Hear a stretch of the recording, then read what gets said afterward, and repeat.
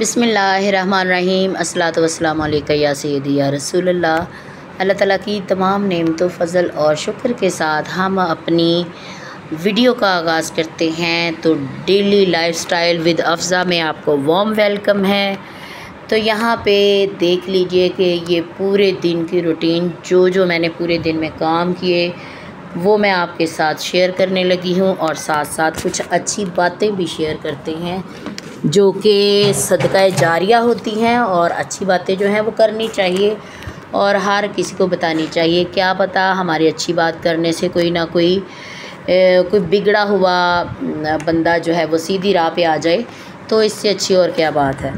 ठीक है, तो अभी हम बात करेंगे कस्बे हलाल पे, यानी कस्बे हलाल और फ़ज़्ल इलाही, यानी हक सच का खाना, हलाल कमा के खाना और हराम से इज्तनाब। ठीक है, आज के दौर में हसूल रिज़्क़ के लिए लोग इतने परेशान हैं कि हराम और हलाल की तमीज़ जो है वो ख़त्म हो चुकी है। बस मकसद हयात पैसा कमाना न रह गया है, जबकि हमारा काम परवरदिगार के अहकामात की ताबेदारी करना और रिज़्क़ का मामला अपने रब के सुपुर्द कर देना है। जायज़ तरीके से जो कोशिश और जद्दोजहद की जा सकती है वो करनी चाहिए कि जायज़ तौर पर रिज़्क़ के लिए मेहनत करना इबादत में शामिल होता है। आज का जो मुआशरा जिस तेज़ी से बिगाड़ की तरफ बढ़ रहा है, इंतज़ामी ढांचा जिस तरह से तबाह हो रहा है, बदउनवानियों का जिस तरह फ़रोग हो रहा है, इन सब अमूर के पसे मंज़र में सिर्फ़ एक ही बात कार फरमा नज़र आती है, और वही आएगी, और वो है लोगों ने हराम और हलाल ज़राए में तमीज़ करना जो है वो छोड़ दी है। जब दौलत हासिल करने की अंधी जद्दोजहद की जाती है, रातों रात अमीर बनने की ख्वाहिश जहन पर गलबा पा लेती है, सच और झूठ का फ़र्क मिट जाता है। ऐसे में इंसान ये परवाह नहीं करता कि जो सरमाया वो हासिल कर रहा है आया वो जायज़ है या नाजायज़। इस्लाम के मुआशी निज़ाम का जो बुनियादी असूल है वो कस्बे हलाल है, और इसका हुक्म मुख्तलिफ़ आयात और हदीस नबवी में दिया गया है और बताया भी गया है। जगह जगह पे अरशाद बारी ताला है कि ए लोगो, जो चीज़ें ज़मीन में मौजूद हैं इनमें से हलाल और पाक चीज़ें खाओ, जैसा कि सूरत बकरा में बताया गया। यानी कुर्राए अर्ज़ के वसाइल तुम्हारे इस्तेमाल के लिए हैं, लेकिन तुम्हारी कोशिश में हराम का अंसर दाखिल नहीं होना चाहिए। हज़ूर अकरम सल्लल्लाहु अलैहि वसल्लम जिस दीन को लेकर आए, इसमें इंसान की इज़्ज़त नफ्स की सख्त हिफाजत की गई है। अपनी ज़रूरियात पूरी करने के लिए मांगना, किसी के सामने दस्ती सवाल दराज करना, किसी इंसान से हाजत रवाई चाहना इंतहाई नापसंदीदा अमल करार दिया गया है। ऐसे ही एक बार हज़ूर अकरम सल्लल्लाहु अलैहि वसल्लम के पास एक शख्स ने आकर अपनी गुर्बत का ज़िक्र किया और भीख मांगने की इजाज़त तलब की, तो आप सल्लल्लाहु अलैहि वसल्लम ने इससे दरियाफ़्त किया कि तुम्हारे पास कुछ है? उसने जवाबन कहा कि एक कंबल और एक प्याला है। आप सल्लल्लाहु अलैहि वसल्लम ने हदायत फरमाई कि उन्हें बेचकर लकड़ी काटने का सामान ख़रीदो और जंगल में जाकर लकड़ियाँ काट कर फ़रोख्त किया करो। जब कुछ दिन बाद आकर उसने अपने पास थोड़ा बहुत सामान जमा होने का जिक्र किया और साथ ही अपने हाथों के निशानात दिखाए जो लकड़ियां काटते काटते पड़ गए थे, तो आप सल्लल्लाहु अलैहि वसल्लम ने उन दागों को चूम लिया, यानी उनके हाथों के ऊपर जो छाले पड़ चुके थे, छाले पड़ के जो दाग बन चुके थे, उनको चूम लिया था हमारे नबी पाक सल्लल्लाहु अलैहि वसल्लम ने, क्योंकि ये दाग कस्बे हलाल के हसूल की जद्दोजहद के नतीजे में पड़े थे। गर्ज़ कि इस्लाम ने अपनी ज़रूरियात की तकमील के लिए कमाना फ़र्ज़ करार दिया है, और इसी ज़मन में सिर्फ़ एक पाबंदी लगाई है, वो है जायज़ और हलाल की। हमारे नबी पाक सल्लल्लाहु अलैहि वसल्लम का इरशाद है कि तलबे हलाल मुसलमानों के लिए फ़र्ज़ है, और एक दूसरी हदीस में ये भी बताया गया है कि इबादत के 10 हिस्से हैं, जिसमें 9 हिस्से कस्बे हलाल में शामिल हैं। यही वजह है कि हलाल रोज़ी की बेहद अहमियत है। ये वो रोज़ी होती है जिसके हासिल करने में अल्लाह की नाफरमानी ना हो।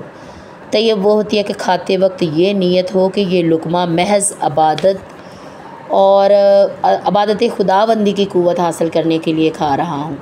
लुक़मा हराम कल्ब व दिमाग को तारीक कर देता है, और जब कल्ब तारीक और ज़ंग आलूद हो जाए कल्ब या इंसान का दिल, तो इबादत की कबूलियत भी मुश्तबा हो जाती है। बस हयात कल्ब मार्फत और ज़िक्र व सुरूर के लिए अक्ल हलाल लाजमी है। हराम सरापा शर है और हलाल सरापा खैर है, और इससे मोमिन पर ज़ात सिफ़ात के इसरार वाज़िया होते हैं। देखिए, कस्बे हलाल के बारे में बताया गया है। और हम लोग क्या करते हैं, हम लोग बल्कि मैंने अक्सर देखा है, जब सब्ज़ी लेने जाएं तो सब्ज़ी वाले क्या करते हैं, जितनी जितनी करप्शन या जितना जितना किसी से हराम कमाया जाता है वो उतनी उतनी कोशिश करता है, हर मुमकिन कोशिश करता है। हम लोग पिछले दिनों सफ़र पे गए, तो सफ़र पे हमने वहाँ पे नाश्ता करना था, रास्ते में खड़े होके ना किसी जगह पे, सफ़र लंबा था तो हमने कहीं पे सोचा कि नाश्ता करते हैं। एक पठान की रेहड़ी लगी हुई थी, उसमें चावल नमकीन भी थे, मीठे भी थे, और नान और कुछ चने वगैरह उसने रखे हुए थे। उस पठान ने ना बहुत अच्छे तरीके से हमें रेहड़ी पे ही खाना, पतीले उसने रखे हुए थे, और फुटपाथ पे एक साइड पे बैठ के ना हम लोगों ने खाना खाया। प्लेट पे चावल लिए उसने, एक साइड पे मीठे और एक साइड पे नमकीन चावल दिए, और वो खाना हमने बैठ के खाया। कुछ हमने चने और नान वगैरह लिया, हमने नाश्ता कर लिया। और वहाँ पे उसने जो पैसे लिए वो बिल्कुल मुनासिब थे, और उसी तरीके से हमने फिर वापसी आते हुए हमने नाश्ता करना था। हम किसी और जगह पे, वो भी ठेला ही था, हम उस जगह पे गए। आप यकीन जाने कि उसने पैसे भी ज़्यादा लिए, चावल भी कम दिए, और खाना इतना बुरा बना हुआ था। खाने को बात तो नहीं करनी चाहिए, मगर रिज़्क़ जो है वो ज़रा भी अच्छे तरीके से पका हुआ नहीं था। उसने हराम कमाया और पठान जो था उसने हलाल कमाया। उसने पैसे भी, मुआवज़ा जो लिया वो भी मुनासिब लिया और इतने अच्छे तरीके से पेश किया। और जो दूसरा था जिसने पैसे ज़्यादा लिए, उसका खाना भी इतना बुरा बना हुआ था और अच्छे तरीके से पेश भी नहीं किया था, बैठने के लिए जगह भी नहीं थी, और हमारा दिल उसको बद्दुआएं दे के उठा था, क्योंकि उसने छोटी सी कटोरी के अंदर 100 के चावल दिए थे और वो सिर्फ़ 2 से 3 निवाले थे, बस इसके अलावा और कुछ नहीं था। लोग ज़रा भी नहीं सोचते, हमारे पंजाबी जो हैं वो तो ख़ास तौर पे नहीं सोचते कि अगर मैं अच्छे तरीके से पेश करूँगा, मुसाफिर भी हैं, मुनासिब हम पैसे ले लें तो क्या फ़र्क पड़ेगा। आखिर पठान जो था वो रेहड़ी लगा के बैठा था, उसने भी रिज़्क़ कमाया, और जिसका ठेला था उसने भी रिज़्क़ कमाया। उसने हराम, एक ने हराम कमाया, एक ने हलाल कमाया। वो सीधा सीधा नज़र आ रहा था कि कैसे जाहलाना तरीके से वो पेश भी कर रहा था, मगर मजबूरी थी, बारिश भी हो रही थी, तो हमारा उसी जगह से खाना मजबूरी बन चुकी थी। तो इस वजह से फिर हमारा दिल जो था वो ज़रा भी उसे दुआएं दे के नहीं उठा। और जिस पठान ने हमें बहुत अच्छे तरीके से खाना सर्व किया, उसे हमने दुआएं भी दी, और जो उसके पास लड़के खाना सर्व कर रहे थे उसे दुआएं देने के अलावा हमने टिप भी दी। ठीक है, ये होता है दिल खुश करना। और पंजाबियों को अल्लाह हदायत दे, कभी भी नहीं ऐसे लोगों को हदायत हो सकती। खैर, आपने मेरी बातें भी सुनी, और आइंदा से हम सब अहद करते हैं कि हमने रिज़्क़ हलाल कमाना है।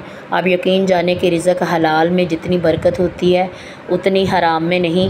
हराम में हम देखने को तो पैसे ज़्यादा कमा लेंगे, मगर हो सकता है उन्हीं पैसों के साथ हमारे घर में कोई, किसी का जो हराम कमा रहा है उस घर में जाते हुए उसका कोई बच्चा बीमार हो जाए, जाते हुए उसके घर की कोई चीज़ ख़राब हो जाए, तो वो पैसे उसे उधर लगाने पड़ेंगे।